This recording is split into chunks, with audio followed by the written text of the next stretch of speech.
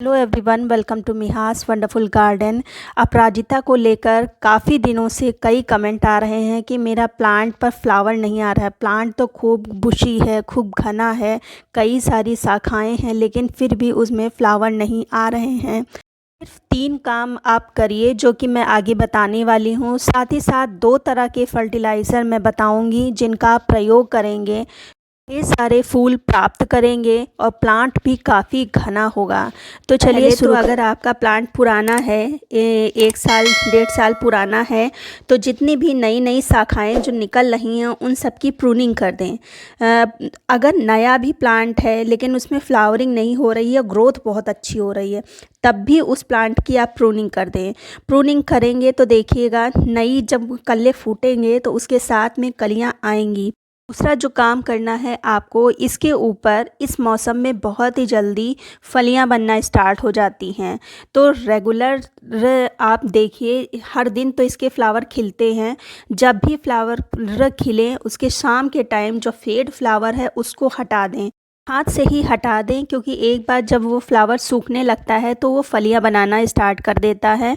तो अगर फलियां बनाना स्टार्ट कर देगा तो फिर प्लांट अपनी सारी एनर्जी फलियों में ही लगा देगा। और अगर बहुत ही ज़्यादा फलियां बनना स्टार्ट हो जाएंगी तो फिर प्लांट फिर फ्लावरिंग नहीं करेगा, वो सिर्फ फलियों को ही मैच्योर करने में अपनी सारी एनर्जी लगा देगा। तो इस चीज़ का आप ख्याल रखें, समय समय पर जो फेड फ्लावर हैं उन सबको हटाते रहें।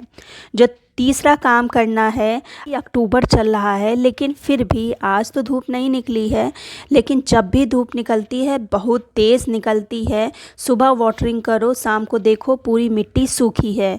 तो इसलिए इसको डायरेक्ट सनलाइट में नहीं रखें, वहाँ रखें जहाँ या तो बहुत बड़ा पेड़ हो उसके नीचे आप रख दें या किसी छज्जे वगैरह के नीचे आप रख दें। तो अगर छनी हुई धूप इसको मिलेगी तो ये प्लांट बहुत ही अच्छे से फ्लावरिंग करेगा और प्लांट पर ग्रोथ भी बहुत ही अच्छी होगी। फिर जो नेक्स्ट काम करना है आपको वो है पॉट।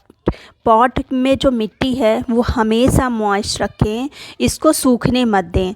अगर सूखेगी तो जो नई नई कलियां बन रही हैं वो खिलेंगी ही नहीं। अगर खिलेंगी भी तो बड़े साइज़ का फ्लावर नहीं बनेगा, वो छोटा ही सा फ्लावर रह जाएगा।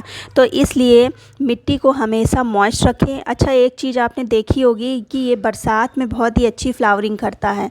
इसका मेन कारण यही है कि उस समय लगातार बारिश हो रही होती है, रिमझिम रिमझिम, तभी ये बहुत ही अच्छे से ग्रोथ करता है और फ्लावरिंग होती है।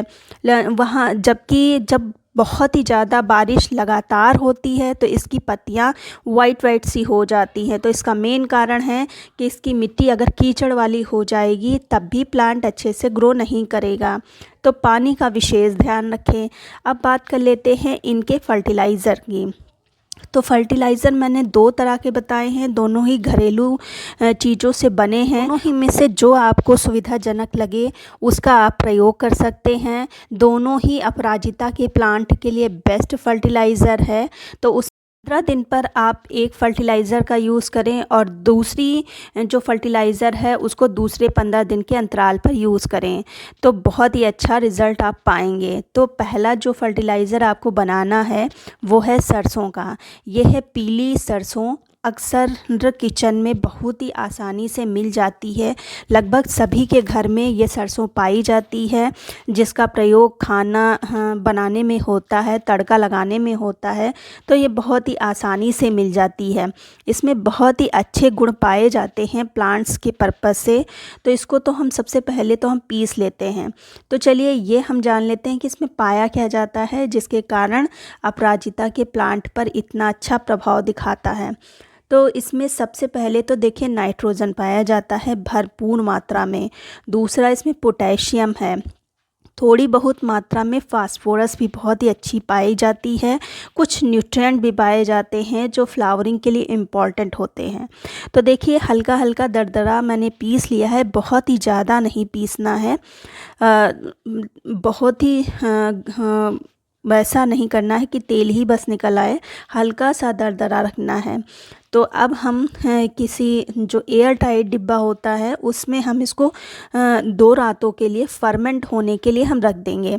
लगभग 1 गिलास मैंने पानी लिया है और ये 1 चम्मच और 1 चम्मच और हम लेंगे, इतनी बस। थोड़ा और चाहे डालना चाहें तो डाल दें।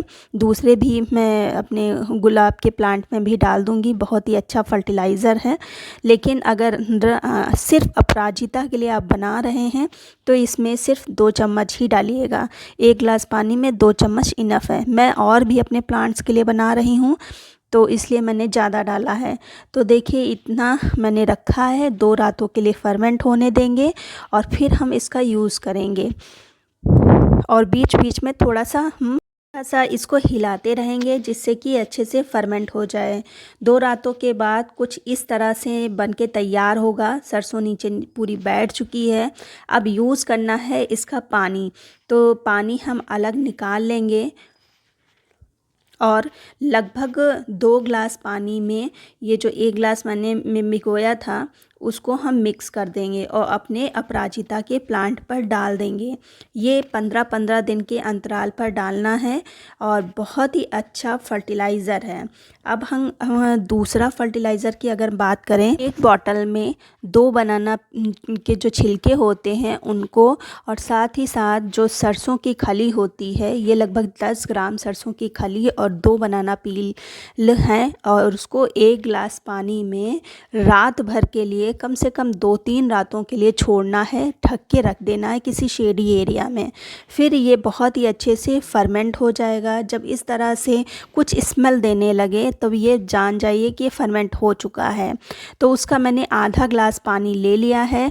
अब आधा गिलास पानी में मैंने 1 गिलास पानी भर के खूब अच्छे से मिला दिया है। फिर अब ये जो फर्टिलाइज़र तैयार हुआ है बनके, अब इसको हम अपने प्लांट्स पर डाल देंगे। ये फर्टिलाइज़र फ्लावरिंग लाने के लिए बेस्ट फर्टिलाइज़र है, तो इसको आप अपने अपराजिता के प्लांट पर यूज़ करिए, बहुत ही अच्छा रिज़ल्ट मिलेगा। कि मैंने बताया 15 दिन पर वो फर्टिलाइज़र डालिए, 15 दिन पर ये फर्टिलाइज़र डालिए। दोनों ही बेस्ट फर्टिलाइज़र है, कोई भी यूज़ कर सकते हैं, बहुत ही अच्छा रिज़ल्ट देगा। सबसे ख़ास बात है कि घर में आसानी से ये फर्टिलाइज़र मिल भी जाएगा।